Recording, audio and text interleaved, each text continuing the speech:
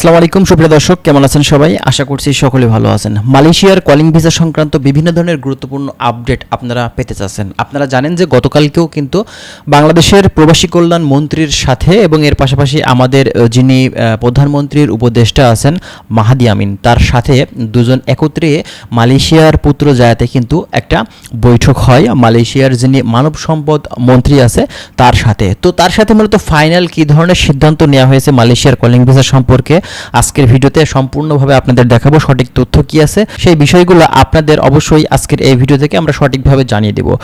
যারা মালয়েশিয়ার calling visa সংক্রান্ত তথ্যগুলো প্রতিনিয়ত আমাদের থেকে পেতে চাচ্ছেন, অবশ্যই ভিডিওটি আপনারা সম্পূর্ণ দেখবেন। চলুন মূল ভিডিওটি আপনাদের আগে দেখাই, তারপরে আমরা কথা বলছি। মালয়েশিয়ায় বাংলাদেশি কর্মীদের জন্য বন্ধ থাকা শ্রমবাজার কি আবার খুলতে যাচ্ছে?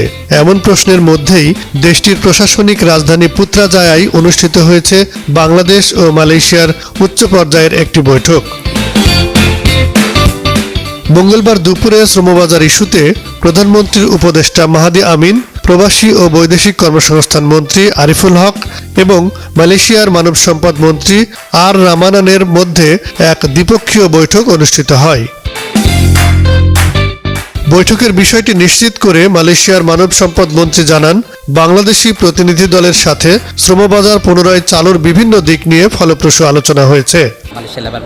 Okay, we had very good meeting.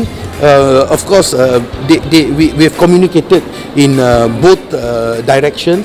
তার ভাষ্য অনুযায়ী উভয় পক্ষ নীতিগতভাবে একমত হয়েছে এবং কয়েকদিনের মধ্যে মালয়েশিয়ার প্রধানমন্ত্রী আনোয়ার ইব্রাহিমের সাথে আলোচনা শেষে এ বিষয়ে চূড়ান্ত ঘোষণা দেয়া হতে পারে।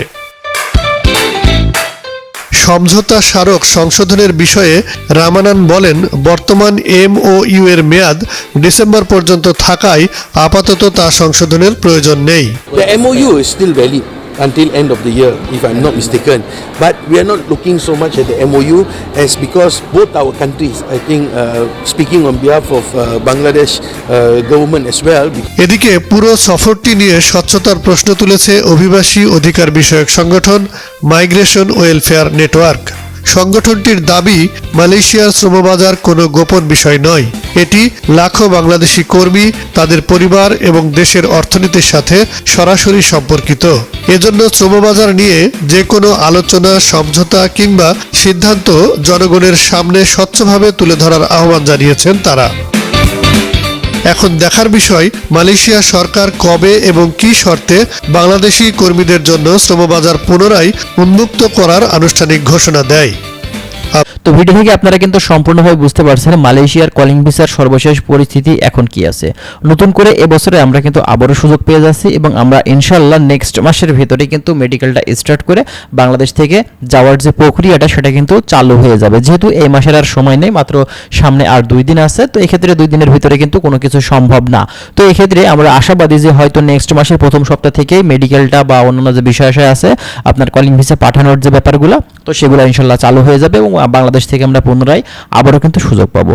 তো যাই হোক, আরও বিস্তারিত তথ্য জানতে অবশ্যই আপনারা আমাদের চ্যানেলের সঙ্গেই থাকবেন। আমরা চেষ্টা করছি বিভিন্ন ধরনের গুরুত্বপূর্ণ আপডেট ইনফরমেশনগুলো আপনাদেরকে দেওয়ার। ভালো থাকবেন, আল্লাহ হাফেজ।